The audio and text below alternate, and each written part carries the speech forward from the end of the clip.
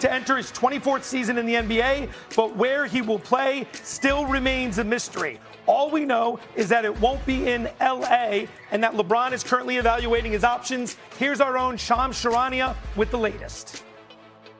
When you get Jaylen Brown in the stunning fashion that they did, it puts you in the conversation. It puts you on the radar of someone like LeBron James. And my understanding is the Sixers are pursuing a pitch with LeBron right now. They may be on the outer skirts of that process.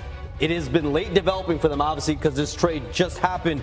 League-wide, the Cavaliers, Warriors, Heat, those three are viewed as the most logical fits for LeBron James.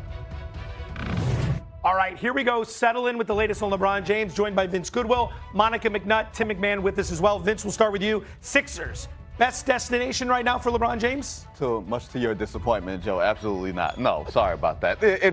It's a thing where you look at it and you're saying the Philadelphia Sixers are making big moves. When you bring in a Jaylen Brown and opens the door, like Sham said, they're figuring out a pitch. It's like they got in a meeting. But the question is, who's going to defend? How many basketballs are there? Did the game change? No, they got to feed VJ Edgecombe and Tyrese Maxey and Joel Embiid and now Jaylen Brown and figure out how all that fits. And then you add LeBron James in? No, I still think the front runners are the Golden State Warriors, Miami Heat, and Cleveland Cavaliers. Tim McMahon, slide in here. That's an interesting point. The word fits is kind of what we want to focus on here. Would LeBron fit in a Philadelphia lineup that just added Jaylen Brown, sometimes has Joel Embiid, and then two young stars that are coming out of the woodwork, Tyrese Maxey and VJ Edgecombe? Sure, he'd fit as a third or fourth option, but LeBron is seeking basketball happiness. I don't think that is basketball happiness for LeBron James. I think he wants to go somewhere where he's going to touch the ball on more than an occasional basis. I still think Cleveland would be the best fit. You can say how much is he going to touch the ball with Donovan Mitchell and James Harden. Harden's more of a table setter now, but also we're talking about storyline. We're talking about a storybook ending. We're talking about coming home again, a full circle moment. Philadelphia, even Golden State, it just would be weird to see him in a different uniform. Monica, it seems like each day from the start of this process with LeBron James deciding to not return to the Lakers until he makes a decision, we are probably going to have a new team every day that we can potentially discuss. Today it's Philadelphia. Tomorrow it could be Denver. When it comes to Philadelphia, how do you like the fit? Does it make sense to you? I think we gotta get clear on what we think LeBron wants to do in this next chapter before we really answer this question. Because as far as fit goes, I don't see where the fit in Philadelphia will be that much different from the fit in Cleveland. And I kind of get it on the fit in Golden State, but are those guys gonna win anything? Like, the father time element of this is all real.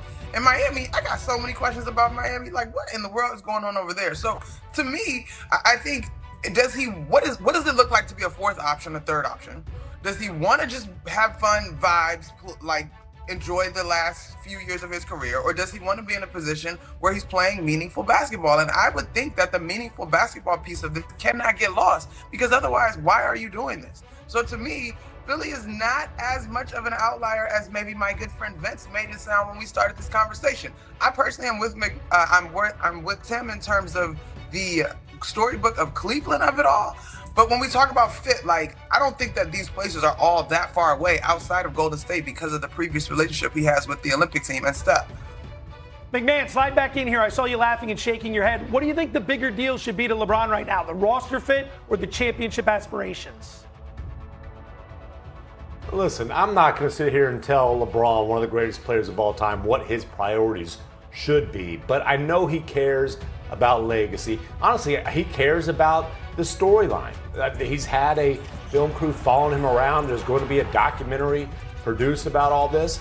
So I really think storyline is going to matter here. I don't think the storyline's as sexy going to Philadelphia, where they're still trying to, they'll be trying to figure out, okay, when does Tyrese have the ball? When does Jaylen Brown have the ball? Oh, remember Joel Embiid? He's got to touch it. But LeBron and Steph joining forces, Draymond Green providing sound bites, that's a hell of a storyline. But again, coming home again for the third time, the place where he's from, the place where he started, the place where he finishes, that's the best storyline, and the Cavaliers would have a chance to contend. I would also contend he would be option 2 there, not 3 or 4. Sequels are great. It's really hard to make a trilogy work. He made that sequel work in Cleveland in 2016. He closed the book on that situation there. He's going to get a statue. He's going to get his jersey retired. He's probably going to be an owner at some point over there. I don't think he needs to go back. He doesn't owe anybody anything. If he wants to go and play golf every other day and play with people that he knows and great vibes and all that stuff, hey, you can go to Miami and play under that Eric Spoelstra, Pat Riley thing if you want to play around winning. But if you want to go and have fun and play somewhat meaningful basketball, you can go to Golden State and play in the second round. Is that meaningful enough basketball to him, being in the second round of the playoffs, maybe in a 2-2 series, and trying to figure out if you can beat San Antonio or Oklahoma City? It all depends on what happiness and what contention means to him. Monica, you've got the final word. Fire away. My only thing to you, my good friend Biscuit, Will, trilogies are very difficult, but so is coming into a league and defying every expectation because you are maybe one of the most anticipated draftees ever. All LeBron James has done is make the impossible seem like a reality, so I don't think the trilogy option looks that bad. I'll take a wild guess here. I think is the operative word. We might continue this conversation about LeBron throughout the course of the summer. Wait and fires. LeBron James. Like, how many times are we going to do this? As many times as LeBron says so. You didn't think that this free agency was going to be filled with drama, that everybody would be after him?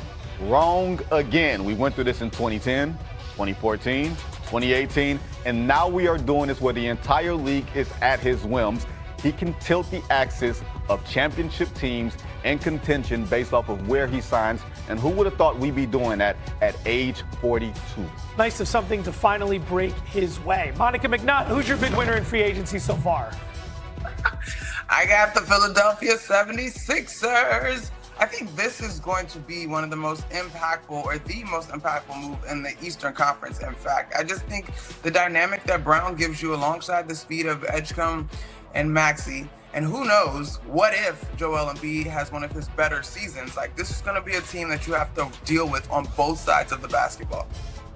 As a Philadelphia fan, I think it's fair to say we've really tapered our expectations. We'd like to get excited, but we've seen this before with the Sixers. But thank you very much for hyping us up. Tim McMahon, biggest loser of the offseason. Man, thanks for letting me be the wet blanket. I feel like Tim Bontem's here. It's the Boston Celtics and Jaylen Brown. Look, the Celtics got shockingly little value for an All-NBA player. Jaylen Brown got his ego and his pride trampled on. I mean, he was disrespected. He was not just by the Celtics, but the league basically saying there's not that much value in trading for Jaylen Brown. He lands in a place in Philly where he's got to figure out where he is on the pecking order. But again, the pride, the ego, deep ego contusion for Jaylen Brown. Speaking of Jaylen Brown, he spoke for the first time since the big trade to Philadelphia yesterday on Twitch, no doubt. Take a listen to this. It's a bunch of emotions. I'm still processing everything, so give me some time. But I'm also looking forward to what's to come next. I will say there was definitely a message being sent, and that message was received. I wasn't thrilled with the amount of respect that was showed during this process. You know, I did feel like it was a lack of respect. At one point it was fine, and out of nowhere it just went left. I definitely think it's more to it. It definitely is more to it. I know Brad is getting a lot of the criticism, but you know, I just wish that more to it could have been explained. I just wish that they had the respect to just tell me exactly what it was, and I would have understood and I would have respected that. The process is back to on. We've been shutting the process down for the last I don't know how many years. The process has been over, but now the process is back, mother. Okay, so that started one way and then went a little bit differently there at the end. Vince, you're going to have first crack at this. Go ahead and break it down for us. I was just a little shocked at the cameo towards the end of the video. Oh. Hey, the homie just pulled up, just started doing air dribbles and everything. No, he was air dribbling. Aside from that, there's so many things, y'all, that stand out to me. Respect and money are two of the biggest things. He said, I understood the process early. You know what that says? I understand if I'm traded for Giannis Antetokounmpo. That's one of the 5 best players in the game. And then at some point, the respect went elsewhere. And I think he's talking about the perception, the discussion about him. analytics and the role that plays, the fact that teams were not lining up to trade for him, the fact that the Boston Celtics had zero problem trading him to the Philadelphia 76ers up the road, saying essentially we don't have any fear of you coming back to haunt us. That is disrespectful. I can't wait to see Jaylen Brown's first game back in Boston, what that reception is going to be, and who he's going to be going after. Schedule that game for Christmas. Tim McMahon, what do you think Jason Tatum's role was in all of this? I don't know, but as Jaylen Brown said, there's more to it, and he left those lines wide open to read between. What I can tell you is the suspicion around